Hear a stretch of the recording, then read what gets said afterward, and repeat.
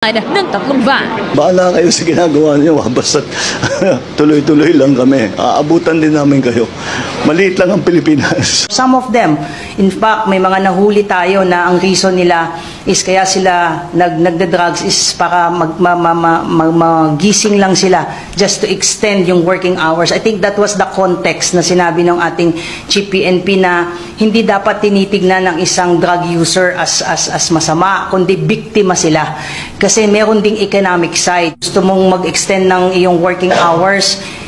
Take a case in point, yung ating mga konduktor, yung mga driver na nahuhuli po na pag nag-positive sa drugs, ang reason nila kasi grabe yung biyahe, kailangan nilang manatiling gising. So ito lang po yung konteksto. Ayon kay PNP Public Information Office Chief Police Brigadier General Jean Fajardo, hindi dinidepensahan ng pamunuan ng Philippine National Police ang mga gumagamit ng illegal na droga. Efficiency, index crimes, ang dami nilang nire-report na crimes eh.